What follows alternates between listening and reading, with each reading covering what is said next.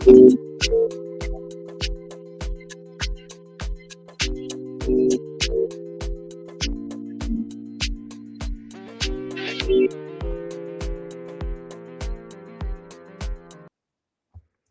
everyone to this week in Svelte. I fixed my button, so now I can stop it, like stop the music and remove the logo immediately.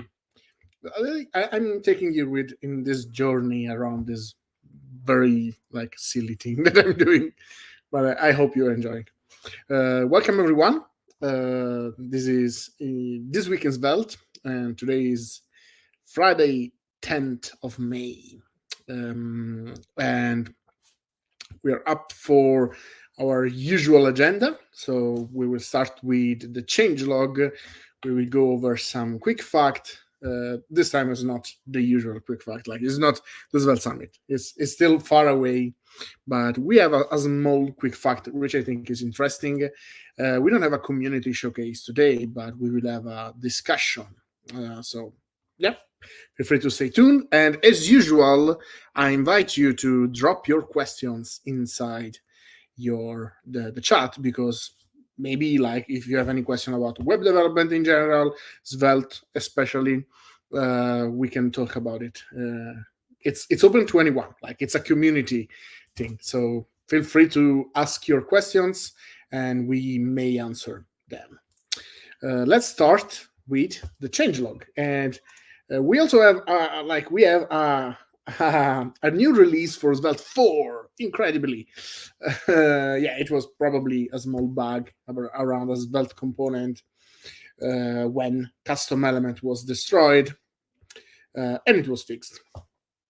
But then we have a bunch of stuff in Svelte 5, obviously. This was a fix about when you do ++. I always find fascinating because in reality, like this was not like basically it was there was a person that was doing like string 0 ++, and before Svelte was just doing like element +1, and this means that the string was concatenating while it needed to be coerced. So yeah, I don't know why people find this weird behavior, but it's fine. Add support for Svelte Inspector. I don't know if you know about Svelte Inspector, but it's a very cool feature. I guess I can show you here, and I can't never remember what's the key for. Let's search. I guess it's here, Svelte Inspector. Nope, I can't remember what's the Svelte Inspector. Nope, I don't know. I can't remember because I actually never use it. Svelte Inspector. But yeah, basically, shout out to Mattia, by the way. You have the experimental Svelte Inspector is actually not experimental anymore, but if you click Meta plus Shift, which is on Mac, let's see if it works. Meta plus Shift. Okay, it doesn't work here, but it's fine. Basically, if you have a Svelte application in development mode and you press Meta Shift, what happens is that you will get a small Svelte cursor, and whenever you click on something, it will actually bring you to the VS Code part where that component is. It's super cool. I would love to show you, but I guess it will take me too much. Yeah, it will take me too much. I will show you next time. Remind me of this, because it's very cool. I don't use it that much. I have to admit, but I think it's super cool, and it was not available in Svelte 5 because it requires some meta tag on the components, but now it's there. So add support for Svelte Inspector, super cool. There's also like improvement to the HMR, which is also very cool. Better error for binds legacy API usage. This is something that it's very interesting. Like I was looking into this, and basically, like when you do binds on a component, you actually get the component instance, and it was like pretty useful before because the component before was a class. Now it's less useful on a component because it's not a class anymore. So you still get all the function exported, for example, from the component, but before you could even do something like $sign on or $sign set and imperatively set a prop on the component. And now it's not possible anymore, and so this will basically allow you to have better error when you try to do so. Um, Improved behavior of unknown derived signals. This is pretty deep stuff inside the signals. Uh, make effect active true when updating deriveds. This is also something that was interesting. Like inside a derived, you can now check if you are inside an effect. I mean, it should be true inside a derived. This is also interesting. It was a small bug, but basically, like, uh, if you take a look, oh, before doing this was an error because it was checking that like this was inside a TR, and Svelte is now giving you more hint about correct HTML.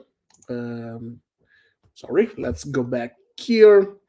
Yeah, and I think that's it for Svelte. Few releases than usual, so but it's fine. I don't think SvelteKit had a release, but yesterday I saw a very interesting release, and we can go to other because now Vit plugin Svelte has officially a new measure. It's 4.0.0 next 0 that removes support for Svelte 4. What?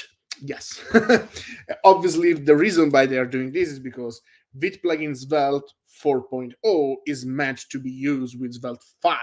So if you're using Svelte 4, if you're using Svelte 4, you will still need to install Vit plugin Svelte, but the 3 point, I don't know which version is that. But yeah, if you are using Svelte 5, you can now use Vit plugin Svelte. And this is also like a lot of interesting stuff. For example, disable script preprocessing in Vit preprocess. So by default, Vit preprocess was preprocessing the script tag, but now, given that Svelte 5 support lang TS by default, they don't have to do that anymore. They replace Svelte HMR, which was a separate package before, with the Svelte 5 compiler HMR integration. So pretty cool. There were also some patch.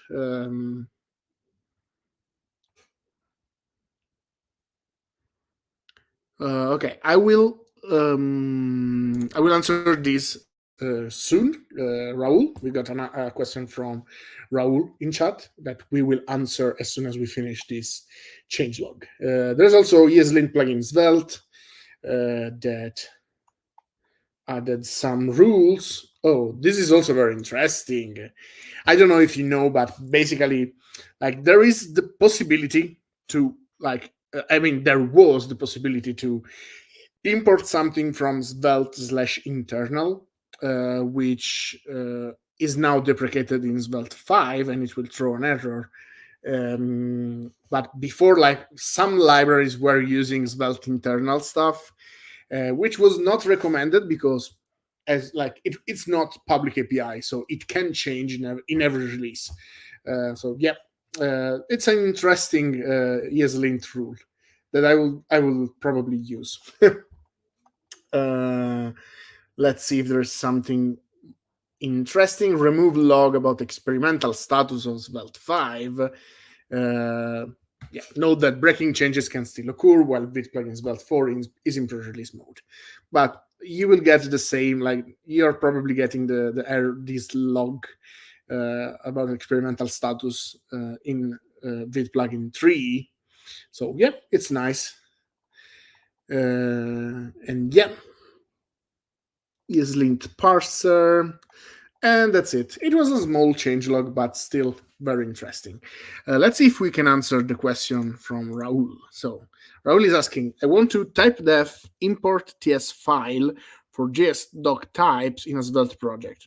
I think I'm supposed to use a script tag ts to make this work, but will that mean I can just code the usual JS-doc for types at same time? I think okay. I don't know if I understand your question, but I think what you're asking is, I want to use JSDoc. How can I use as JSDoc? I think if you actually want type check, actually no, because let me open the TypeScript template for. So actually, let's do this. I will actually create a new project inside SvelteLab. So I can do npx npm init svelte. When you search for when you init a new Svelte project, it will ask you, okay, JSDoc, let's say.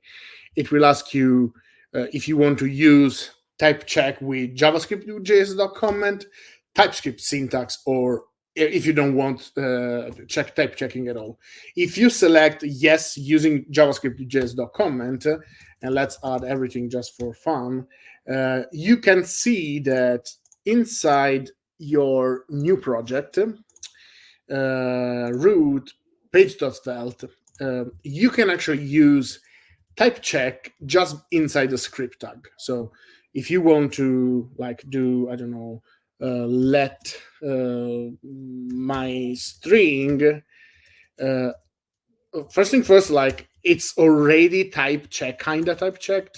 I think if I do my string ++, I will get an error here. Yeah, the reason why I'm getting this error is because inside my JS config, which is this one, that's a bug in SvelteLab, sorry. Inside my JS config, there is a line which say type check my JavaScript. And okay, he's saying I use JSDoc, but I want to consume a generated TS file for types. What you can do is, okay, let's say that we have new file types.ts, okay, and I export type. My type is equal to these, and this has I don't know which is a string, right? So I have my type here.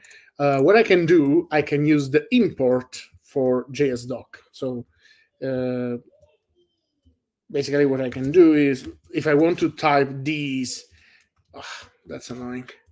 If I want to type these as my type, I can do @type, and then I can do import right inside here, and I can do import types, I guess, and dot my type. So by doing this should error out. So I'm literally importing these, like I'm importing the TypeScript file inside my comment, and I am specifying the type that I want to import. So in this case, my type. And this is erroring out because type string is not assignable to my type. So now if instead I go here and I do str is equal to 0, for example, I will get an error on str because type number is not assignable to string. But if I do this, everything is wrong. Everything is fine. So that's how you can import. And by the way, this is a very new and cool feature in TypeScript. I think it's a new release. Let's see, because there is a new release of TypeScript, which I think it's 5.4, or maybe it's 5. I can't remember. No, I think it's 5.5, which is the beta release. 5.5. Yeah. this is the beta release for TypeScript 5.5, and there is this new feature in TypeScript which is super cool, because currently, if you want to use JSDoc, which is actually TS JSDoc, which is different from normal JSDoc, you actually have to do so import. Like, you cannot do these, obviously, because you are just importing a type. You need to do this, as I was showing you. But this is quite annoying, because if you have to do it multiple times, it gets annoying. One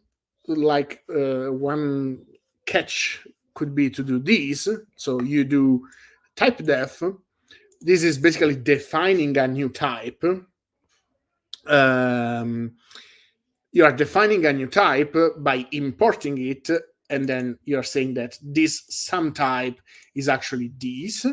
But as they say, like, this can get quite repetitive and verbose. So now they're actually adding a new comment tag, which is @import. So you basically can do the same import as before. You can do this import sometime from some module, and now you have some type available as a type to use in your JSDoc. And I mean, this also allow you to do something like this, for example, which is importing the whole module. So yeah, this is interesting. Again, this is 5.5, and I think it's still in beta, so it won't work right now if you are not using TypeScript 5.5 beta, but it can work. So I hope that this answered your question, Raul. Let me know if it is or not. We move now to the second phase, which is the quick fact. And I can still stay in SvelteLab because I actually got it open, because I want to show you something. So, and actually, let me refresh the page, because I want a fresh project to show you this. Because the quick fact, this is something that we were talking about in Discord. Which, by the way, feel free to join our Discord, because there are a bunch of discussion regarding Svelte and SvelteKit going on.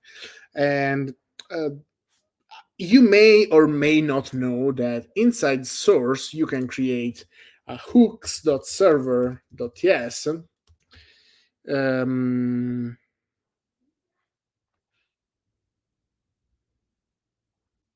Yeah, sorry. I was reading from Raul, which I was just wondering if you need TS inside the script tag, and no, you don't need it. So sorry, I'm probably exaggerated your question. Sorry, but I hope everybody learned something. So you can have this hooks.server.ts, and if you export a function handle from this function, we are getting an error, because this function will be called whenever for every request of your application. So you have the event, and you have a resolve function here. So if you do return resolve event, this is basically the default behavior of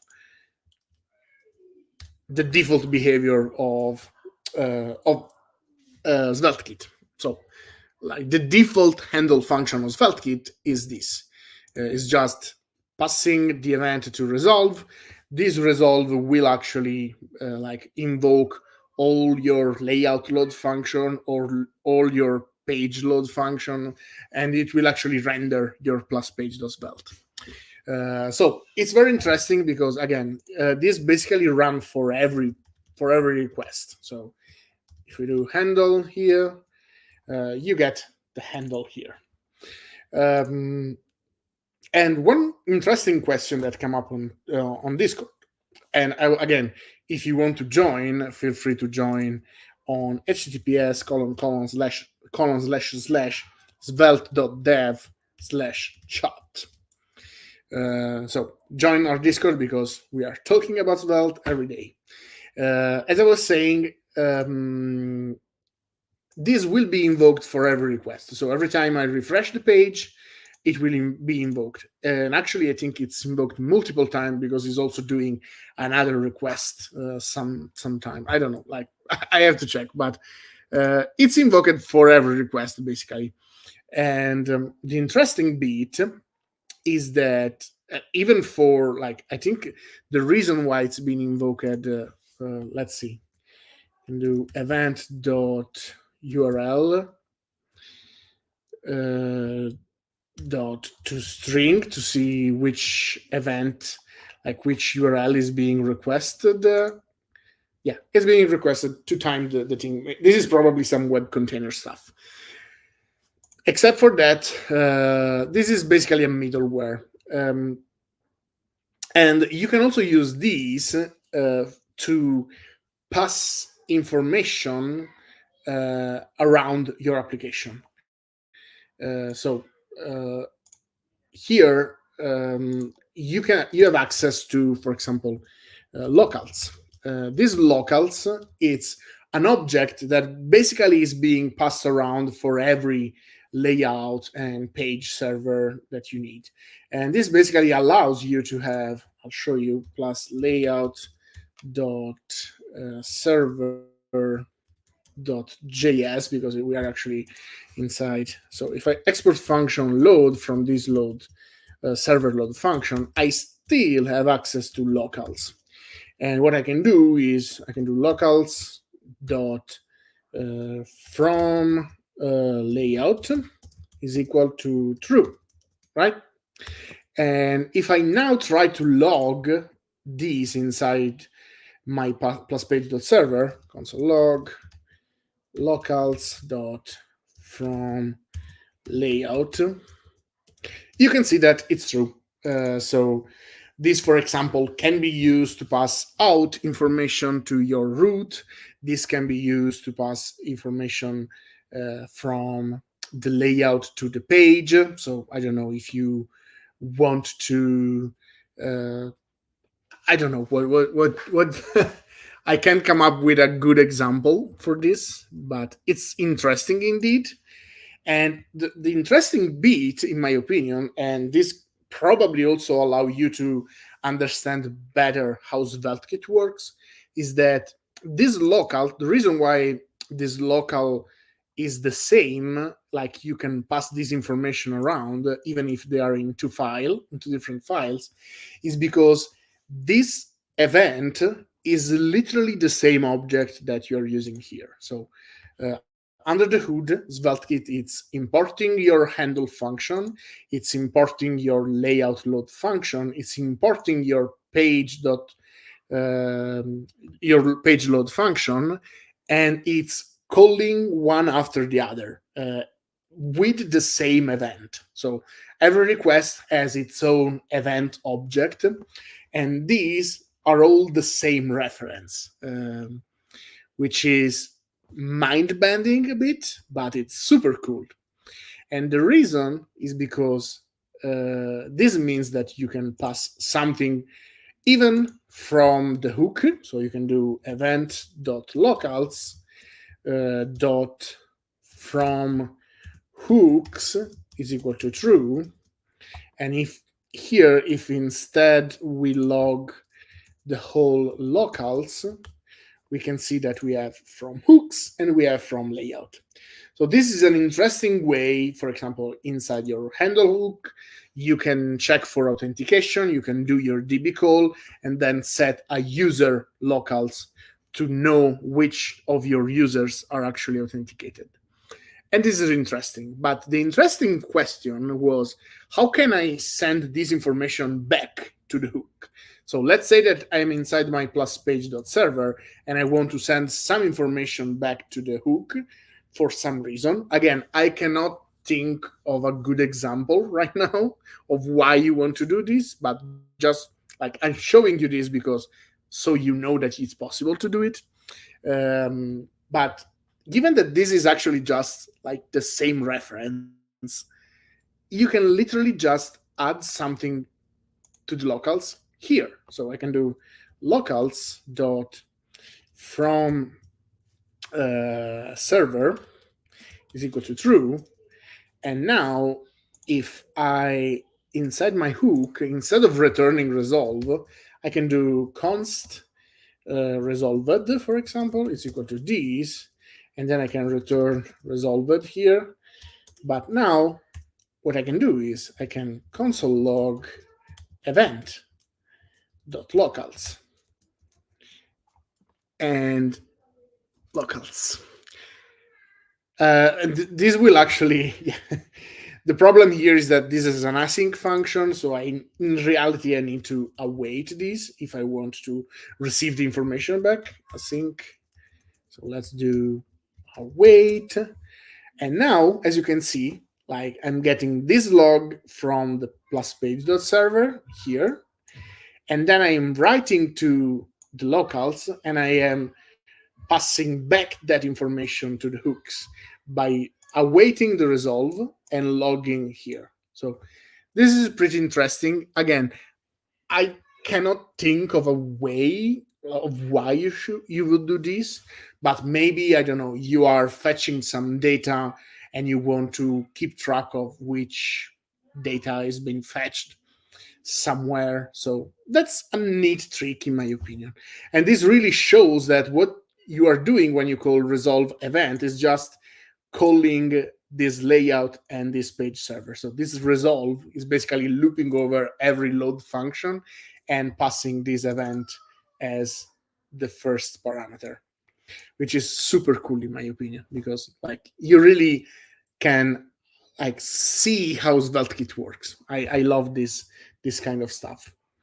And by the way, just to demonstrate that this is actually true, I want to show you, like, it's a silly thing, but let's say that I want to do event.locals and I want to write .event, and the event is the event itself.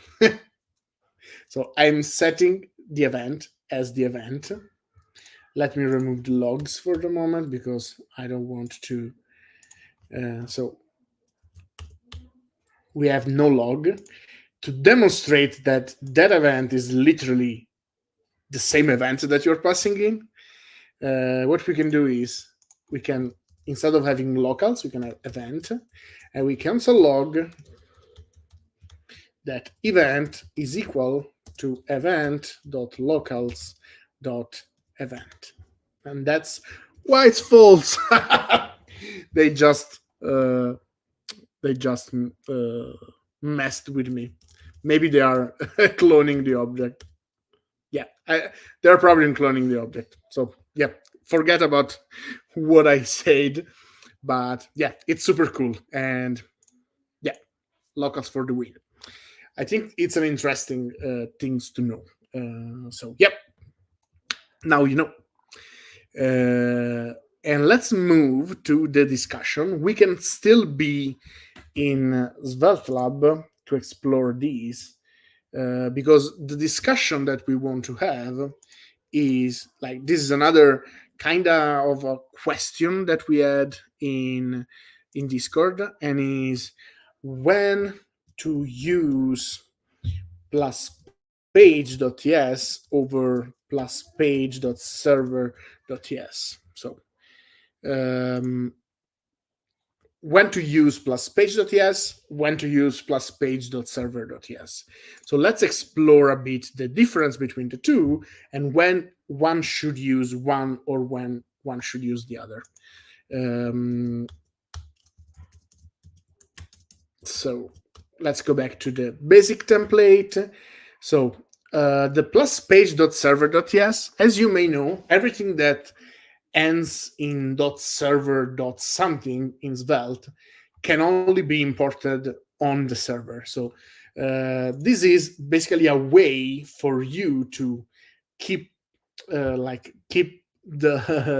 keep it safe from yourself, because if I try to have, I don't know, a new file db.server.ts, and actually I need to do JavaScript, export function db, and let's say that I'm reading a very important thing that I don't want to have on the client. If I do npm run dev, if I try to import these on the client, let's say that, okay, I want to import my DB. So I want import DB from $lib/db.server. The moment I do this, I get this error. Cannot import db.server.js into client-side code. So as per this plus page.server.js is a function that will only be executed on the server, no matter what. So, and this is interesting because, again, inside your plus page.server.js, and that's why you should use your plus page.server.ts or JS, you can actually have an API key secret. You can read environment, the private environment variables. So if you need to connect to your database, you can do it on the server. There's also another small difference. We will talk about this later. But so here, basically, you can do all the things that you need to do on the server, which, by the way, are, again, connecting to your DB, do a fetch call with an authenticated API key. However, you can also have a plus page.js. If you have a plus page.js, and if you export function load from there, this load function, someone might say, okay, this will only run on the client, but that's not true. If we console log something here, plus page.js, you see that you get this information, like this plus page.js is logged in this terminal, which is the server terminal, and is also logged in this console, which is the client console. So this plus page.js, it's a function that will actually be invoked both on the server during server-side rendering and on the client during client-side rendering, during hydration, basically. So here, this function will also be called on the client, and the code for it will be shipped to the client. So inside here, you cannot actually access secrets like DB secrets or API key. Don't do it, because otherwise you will expose those to the client. The interesting bit about the load function is that you may say it's wasteful to run things twice, but this allows you to do a couple of things. First thing first, from the load function, from the plus page.js, you can actually return something which is more than a complex object. Because from the server, let's say that I want to import counter, like a Svelte component, from $lib/counter.svelte. If I try to return this counter from here, this will actually error out. You will get an error, and the error actually says data returned from load while rendering is not serializable. The reason for this is because this counter.svelte is a class. It's a complex class. Its code is not something that you can return from a server endpoint, from the server to the client. So you cannot actually do this. But you can do this from the plus page.js. Why? Because this runs actually on the client. So if you run on the client and if you return something which is complex from the load function, this bit will only be returned from the client function, basically. And this means that inside my plus page.svelte, I have this data.counter, and this means that if I want, I can avoid importing this here, and I can actually do data.counter, and I will get the same result, basically. I'm not getting the same result. I don't know why. Maybe, okay, let's do counter.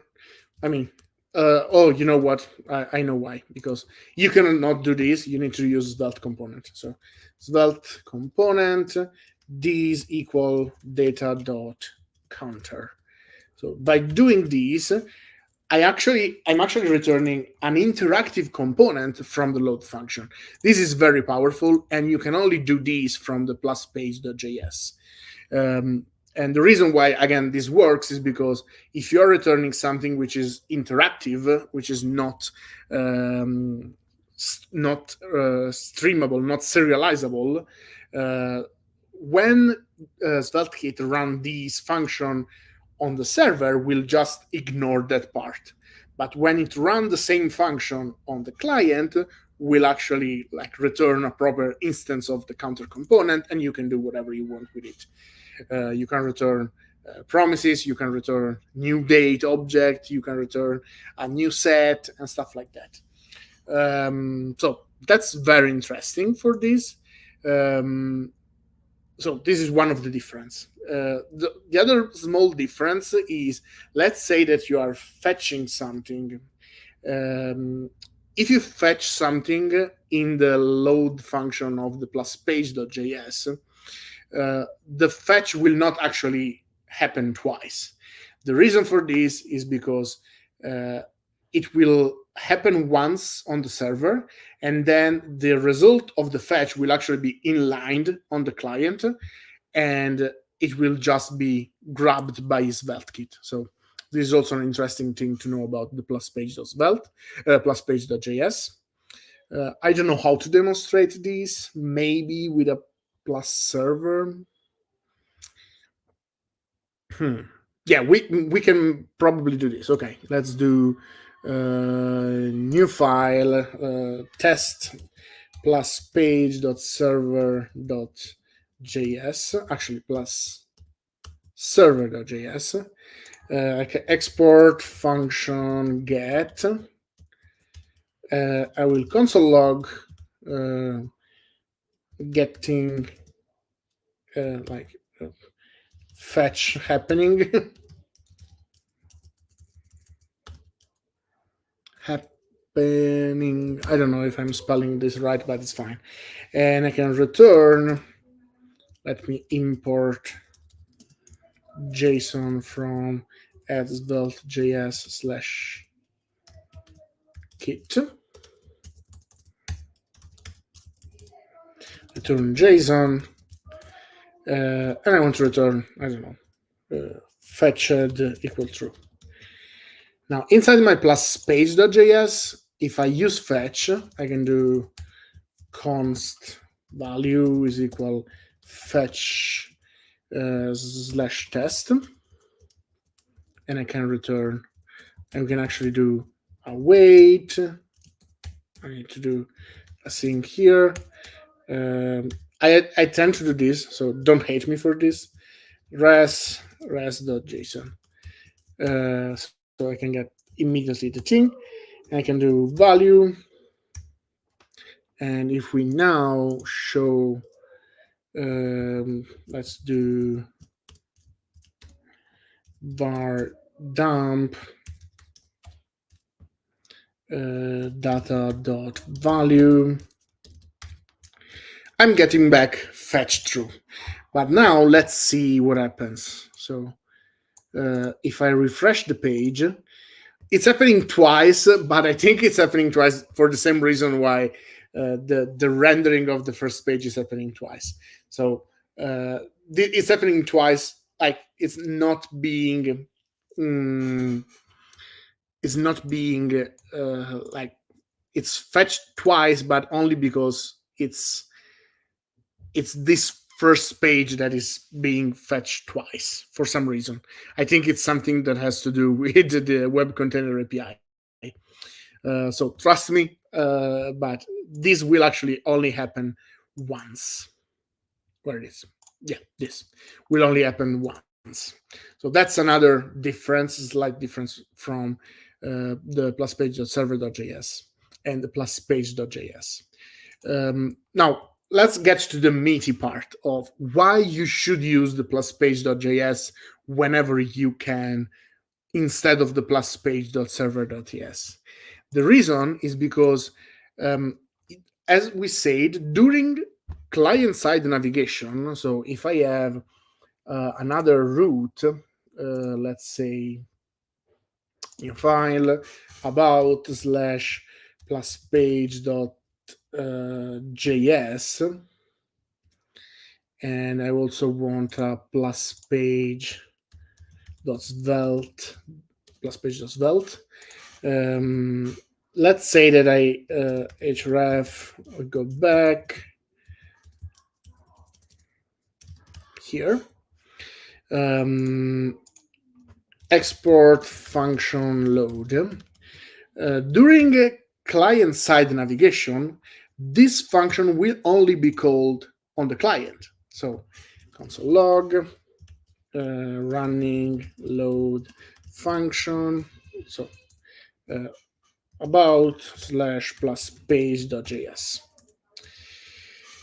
And we don't need to return anything. So inside my plus page.svelte, I will actually go to href slash about. So let me do this. Now when I click on about, you can see that when I click, I'm running nothing on the server. And this is interesting for two reasons. First, because if you're doing a fetch call, there's no reason for, like, if you are using a plus page.server.js, what SvelteKit will do will make a fetch call to your plus page.server.js from the client to get back the data. So if you are doing a fetch call to an unauthenticated route, for example, so something that you can actually do on the client, it's much better to just do it on the client without an intermediate fetch. And I will try to show, maybe this is better, like we can use Excalibur to show this. But basically, sorry for the flashbang. I don't know how to. Let's put it like this. Okay. Let's remove everything. And let's add. So let's say that you have your browser here, and there is the. This is your plus page.js, which is actually, so plus page.js, it's actually running inside your browser. And then there is the plus page.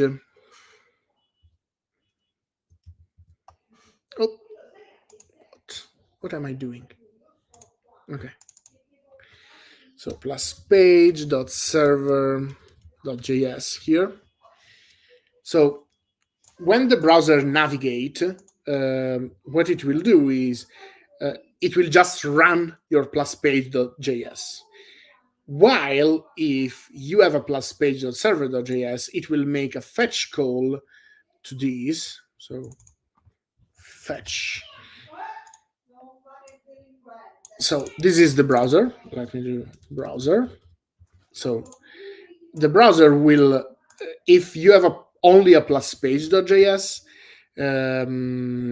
it will just run this plus page.js.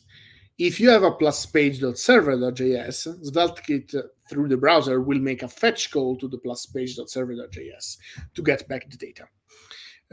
This means that if you are doing a fetch call to a separate API, so I don't know, kittenapi.com,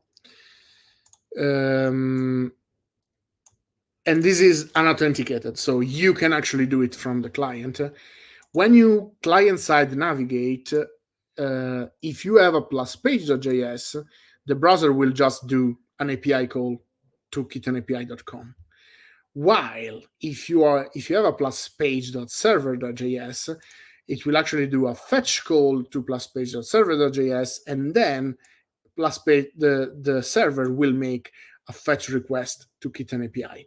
So as you can see, like if you have the possibility, it's much like faster to just run that on the client because you are avoiding a waterfall basically by just directly using the plus page.js. And if you are not even using the something, like if you're for just calculating something, it's even faster because it doesn't not even have to use the fetch. It just call a function on the client and have back the data. So that's why you should tend to prefer the plus page.js whenever you can, and you should move to plus page.server.js only when you need to do some authenticated fetch call, or, and that's something that it's kind of the reason why I tend to default to plus page.server.js is because the plus page.server.js, it's the only place where you can have export const actions. So if you're using forms instead, you need to use a plus page.server.js to actually like invoke a function on the server. So to submit a form through SvelteKit, you need to have a plus page.server.js. So I hope this was not confusing. Let's see if there are any question. Yeah, for newbies like me, don't be so hard on you. It's quite good that we know explicitly where the code is. I've exposed the API keys before because I didn't know better. You are not a noob. It's something that is super difficult to maintain, like especially with these frameworks that cross the boundaries between front end and back end, and that's why I love SvelteKit, because yes, you are running the server code together with the client code, but there's everything put in place to avoid for you to make mistakes. While, for example, in React Server Component, just to name a few, it's a bit easier. Like you have to rely on the bundler to actually be able to like not expose any secret, because if you are I don't know, using your API key that you imported from the private from the private environment variables, and you mistakenly put that, I don't know, on a client function, it will be shipped to the client. But yeah, in SvelteKit, it's much more difficult. Um, SvelteKit should have a built-in context API. What do you mean? Because like Svelte actually has a context API that you can use. So if you have a layout.svelte, you can create a context, and then you can read that context in every child of that context. So it kind of has it. It also happened in effect. It fires twice. Why? Can you, like, I don't know. Like, if you can provide an example, we can take a look together. If the fetch is placed in the plus page.svelte runs in both server and client, it really depends on where you are fetching, because in theory, like, you cannot fetch just on the script tag. You can technically do this, and this will happen in both place. Like I can do, I don't know, kitten.api, but you cannot await inside the script tag. So that's something to know, because you are not in an async context. You can in theory do fetch.then and then set a variable, for example, but what it's most usual to do is run a fetch on mount. So import on mount from Svelte. So you can import on mount from Svelte, and then on mount you can call the fetch, and obviously this can actually be asynchronous, but it's not recommended, because like if it's asynchronous, you cannot clean it up. So pay attention to this. But yeah, you can do this. I don't recommend to doing this, because like a SvelteKit allow you to have these to load the data, and it's much better for two reasons. One, obviously, is more structured. It's not like a single on mount inside your component, but also this will happen in parallel with the rendering of your page. So it will load the data, and then your page, like it will happen together basically. While with these, you have to mount your Svelte component, and after the mount, it will fetch, and after the fetch, it will rerun, like it will like render again your component, because obviously something has changed.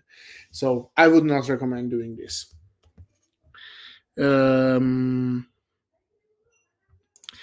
And yeah, I just realized .svelte files run in both server and client. Yes, it's absolutely correct. And it runs also on the server. And also, that's why you should pay attention, for example, to use stores.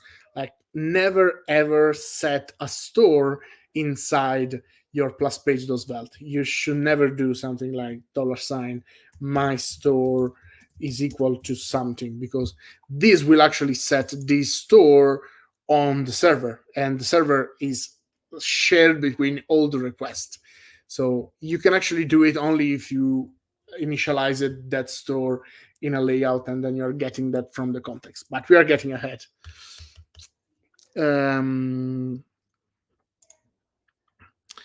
There's something like handle fetch in the client only. I was able to put a not token to any fetch to an external API without use the server function. I was not able to put an out token to any fetch to an external API without use the server function. There's no handle fetch on because the client hooks, there's only one, which is handle error. Personally, like, I think, like, first thing first, if you have an API, an out token, you should probably not expose it on the client, unless it's something like, okay, it's your API key, so you know that it can be on the client. What I would do, rather than use a generic hook, you can just create a very simple utility function, like a myFetch, that under the hood fetch with a specific out token, and add an out token to every request.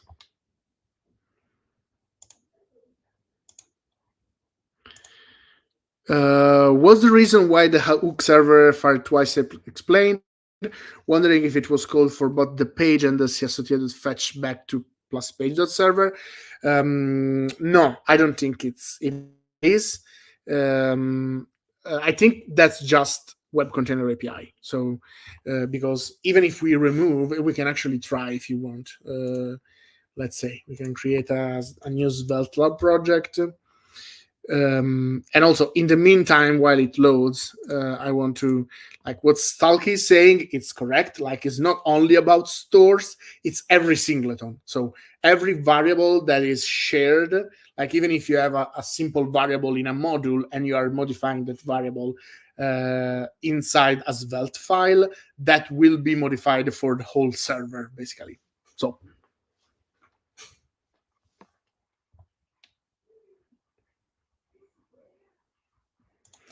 and Enrico, which is here. Hi, Enrico.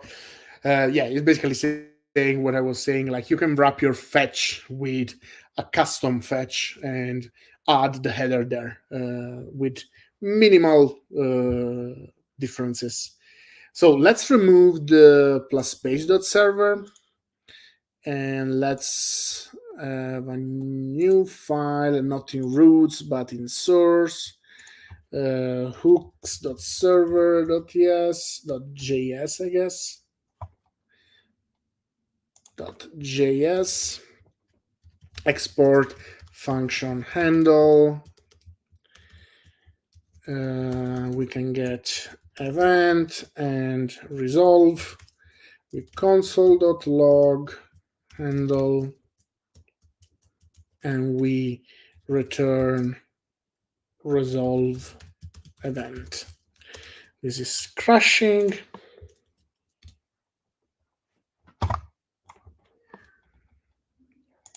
Yeah, I think it's just the web container API. Like, as you can see, even if we don't have a plus page.svelte, we can even remove the layout. It's literally just a plus page.svelte. It's still calling it twice. I think that's something that has to do with web containers API. Maybe even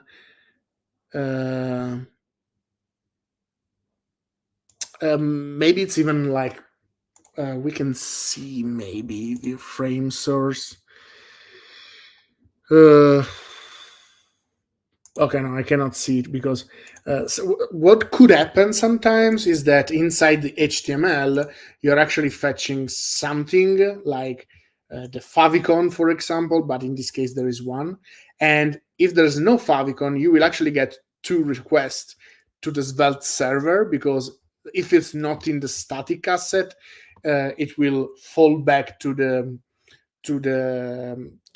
SvelteKit server, and so hooks can run more than once. But in this case, I'm pretty sure that is just simply something that has to do with the web containers API. So if we run this project locally, it will probably just run once. Yeah, as I was saying, like it could be the favicon request, but there is already a static favicon here, so the static should have precedence over the favicon. I tried to log the request URL before, and it was to /bot time. So if I do event.url.toString, it's actually bot time to localhost. It might be something about, like, maybe it's some HMR stuff, but yeah, like it's still to /. So yeah, I don't know. If you want, we can try to actually, let's do it. We can download it. We can download these, and we can open these, and I will run the server locally. So if I do cd down user down, or shorty, which is my name, downloads hello world 3. If we do chi, which is my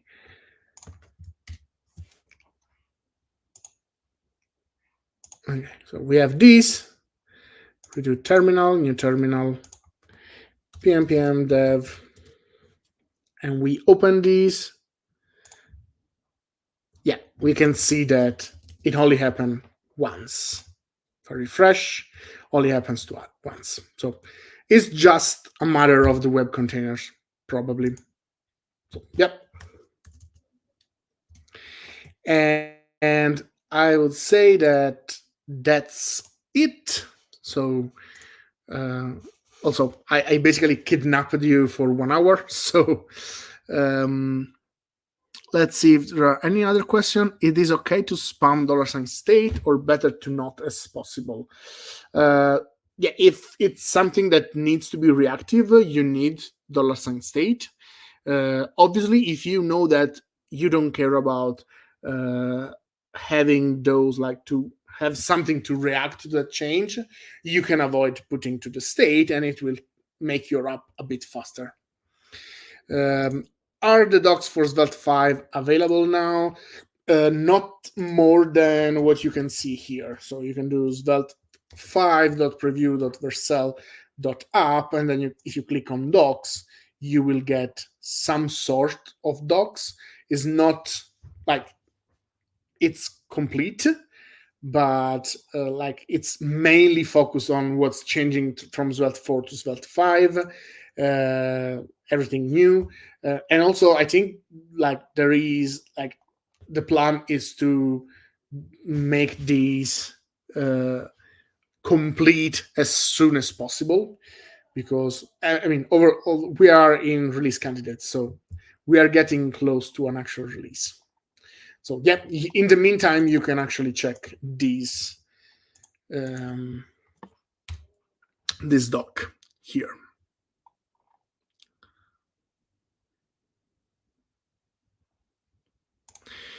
Yeah, that's very interesting. Like, I learned Svelte 5 just trying it out without docs. It's very simple. Like, at the end of the day, like, most of the changes will happen at the declaration side.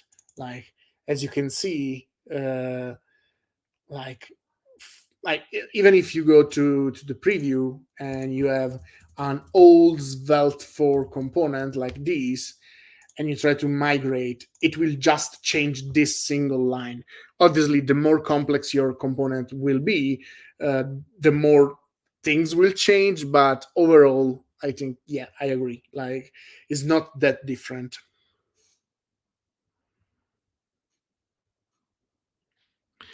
The bad practice of store in plus page.svelte is solved with state, since it is client reactivity or not. Not. It's actually not changing, in the sense that, I mean, um, the the reactivity will only happen on the client. But for example, if you have an external file which has a state and you change that on the server, that will actually change on the server. So it's not solved. Like, as Stucky was saying, everything that is global in a module, or in an object in a module and stuff like that, and it's set on the server, it will actually be shared between requests. So yeah, pay attention to that. And there is also a plan to make docs multi-language. There are some very focused community, like I think the French community is very active. So if you speak French, I don't have the link here, but I think I can recover it for you, and in the next episode. Actually, this could be an interesting topic. I think the Japan community is also very active and maintains a translation of the doc. But there are discussion about how to make this easier for the translators. So we might see a change in this, and we might be able to have a broader community because of this. Okay, that's it, guys. Thank you, everyone. I will remove my screen so you can see my big face full screen. And thank you, everyone, for joining. I hope you learned something. I hope you enjoyed this. I hope you actually like to be around to discuss and to ask a question. And I'll see you guys next week.